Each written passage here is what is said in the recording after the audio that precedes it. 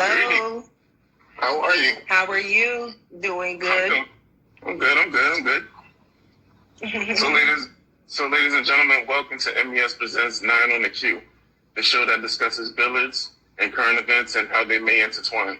I'm your host, Tyreek A. Murphy, and today we have special guest, North Carolina Alderwoman, Jameesha Harris. Jameesha, welcome to the show. Thank you for having me. I appreciate it. So first thing first, before we get started, how are you and the family holding up out here in these COVID streets? Oh, man.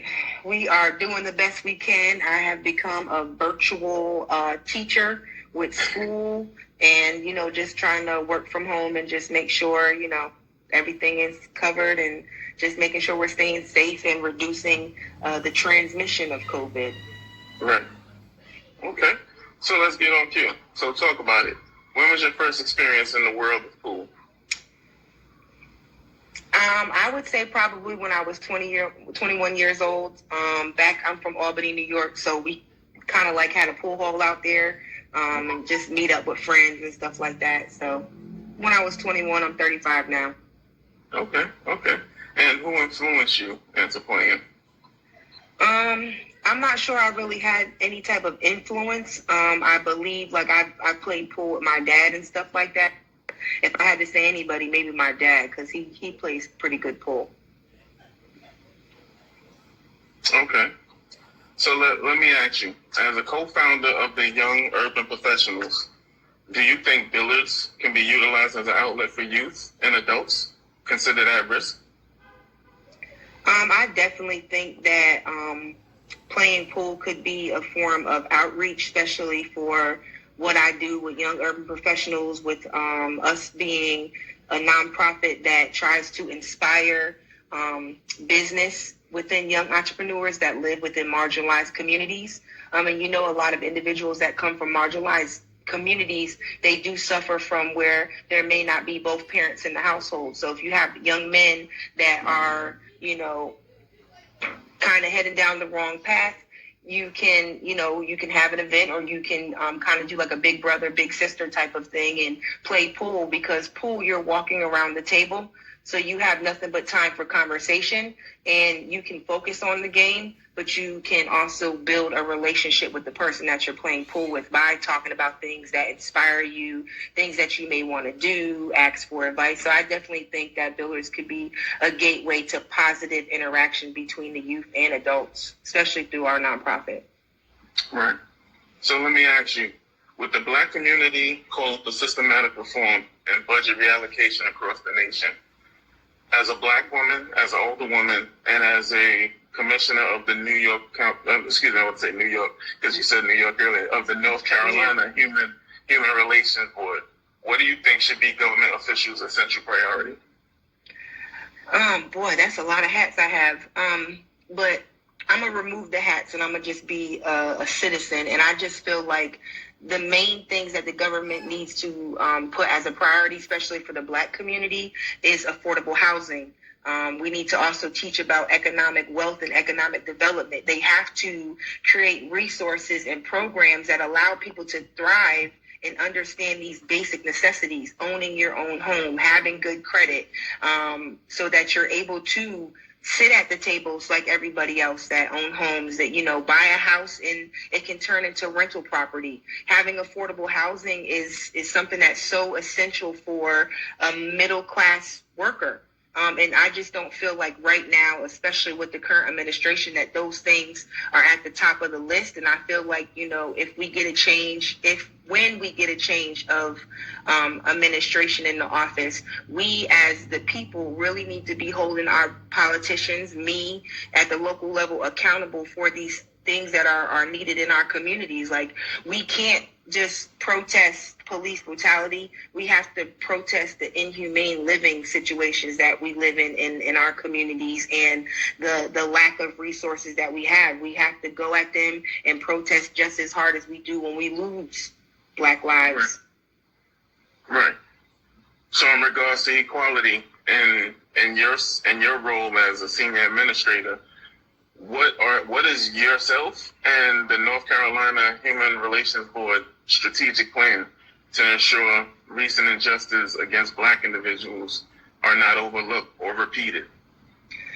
I would have to say that I think our strategic plan is kind of always flowing. Because for the North Carolina Human Relations Board, we make sure that there's equity in housing, education, fair wages. And so we are a board that when people have issues, they will come to us. They'll, I don't want to say complain, but they give their grievances. And then it's our responsibility as commissioners to analyze the information and see what we can do within our guidelines or, what's the word I'm looking for, or direct the individual to where they need to go to get their situation rectified. I feel like that's very important.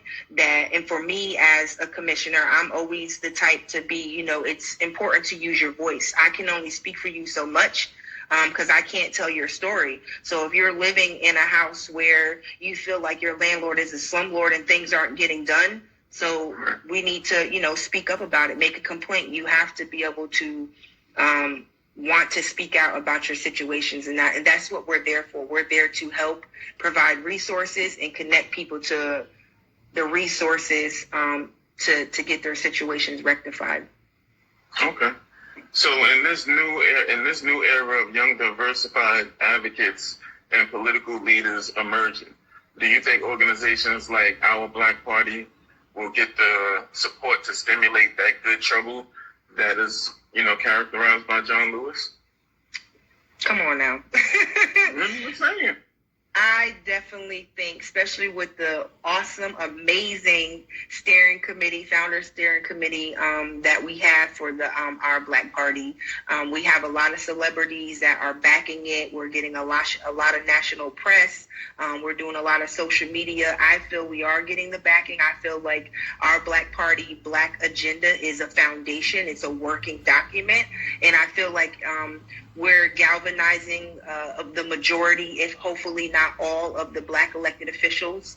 Hopefully we get more in this election to get on board and support the Black Party's agenda. We want to make sure that we have at least 1,000 people of color, Black people, elected into office by 2021 or 2022. We want to make sure that Biden and Harris stand by their words, especially with Biden's Lift Every Voice agenda, and making sure that there are resources in the Black community, making sure that there's equity diversity officers for the governor or even down ballot, your county, local office, making sure that we're holding all of these different levels of government accountable. And I feel like, the time is now. I feel like a lot of people are fed up. I'm currently registered as a Democrat, but I believe that I'm an independent. I'm in the middle. I'm more of a person where it's like I'd rather vote the issue. And it doesn't matter to me whether you're, red or blue. To me, it's like Crips and Blood. I'm not with the gang stuff. So it's like I'm in the middle. I'm about the issue. What can we do? Use your morals, vote your conscience on some of these things. And I feel like the world would be a better place. You know what I'm saying? That's how I feel. Right. But I feel like Our Black Party is definitely where it's at, and it's going to continue to grow, especially with the awesome leadership and the steering committee and just the people that's supporting it. Okay. As a bonus question, so as you stated, on the local level, after you finish your term, do you intend to extend to the state level and progress from there, or do you just want to continue to maintain within the local level? So I'm a two-term person. So I'm going to run again for the 2021 election for alderman. This time I believe it's going to be a 5-year because we've decided as a board that we want to get onto an election cycle where we can get more people out, because I'm a big advocate for voting. I don't care who you vote for, just vote. So I want to do that. I want to do that for another term because I feel like my community still needs me, and I want to be able to step off to Dallas knowing that I've accomplished a lot, and that the next person to take the mantle is going to continue the progress and not push us back. Okay. So give us one technique that you use and pull that you can utilize in other facets of your life. I would say the one technique that I do is not actually with the pool of game. It's with the opponent. I study them. I feel like studying your opponent is very important, especially when I have so many tables that I have to sit at, and not every table is serving the same exact food. So you have to know what's going on. And if I'm playing pool and I see how they're shooting, what balls they're going for, on what side, I feel like that is how I'm able to see how they play. I'm a chess player, so it's all about strategy.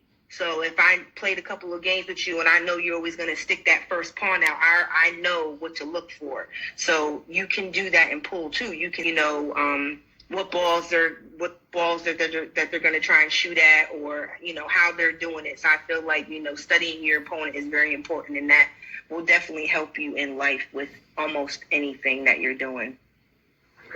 Is there any celebrity that you would like to play a game of pool against?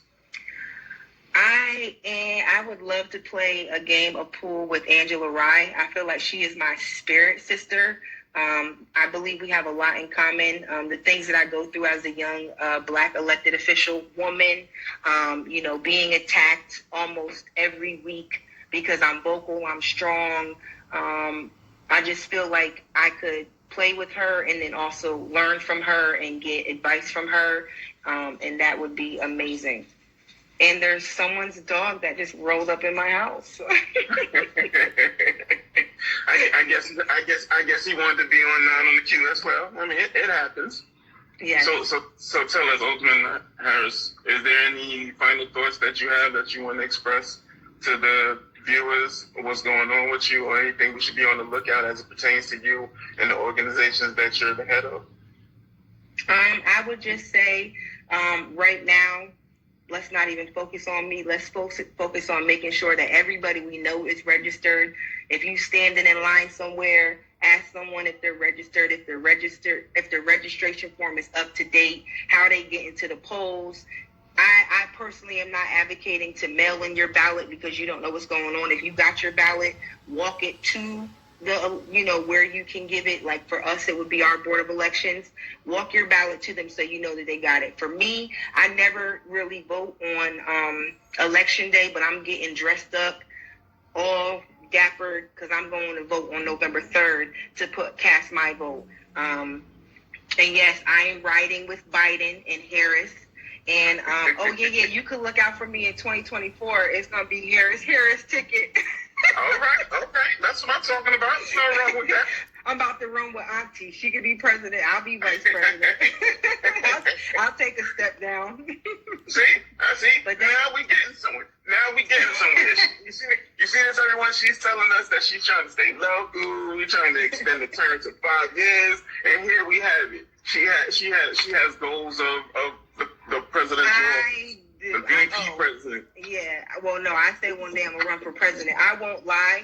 I feel like within my term, depending how I am with my health, because I am battling breast cancer. So I'm 35. It's important for you to, even though you're out here advocating for the community, advocate for yourself. I got so busy and engulfed in everything, being an alderman and running a nonprofit, I didn't care about myself. And then I got bad news. So depending on how my health and how everything that I'm doing, I may try and run for a House of Representative or a senator seat maybe in 3 years. Because I do have my bachelor's. I'll have my master's at the next year this time in public leadership with a minor in public finance, municipal finance. And so I'm just trying to get all of my foundation, because you know how we do. We always have to have extra little credentials to qualify. So I'm making sure I'm checking all my boxes off. So when I do run, nobody can come at me about something and they can just see that my record is impeccable. I'm not perfect. I'm a human being. But my record, when it comes to politics, to me, I feel is impeccable. I've always voted my conscience. And that's what I'm going to do on November 3rd. And that's what I hope everybody does on November 3rd. Absolutely. And one more thing before we go. So we know, and doing the research, we also know that you also have a hat in real estate. Yeah. So how is that working for you? Well, right now with COVID, I really haven't been out there. I do have a few clients. I'm actually a BIC, and I just actually started what I would say my own firm. With me, I'm a sole proprietor, so it's Jameesha Harris. I get all of my money. Because I was, I've been in the game almost 4 years, and any transaction that I had was from me. I didn't get no referrals, nothing. I felt like last year I sold 2.5 million. And that's in how, you know how it works. So, if I could do that with my word of mouth on my own, and I was having to pay people because I'm under their leadership, I'm trying to get all of my money.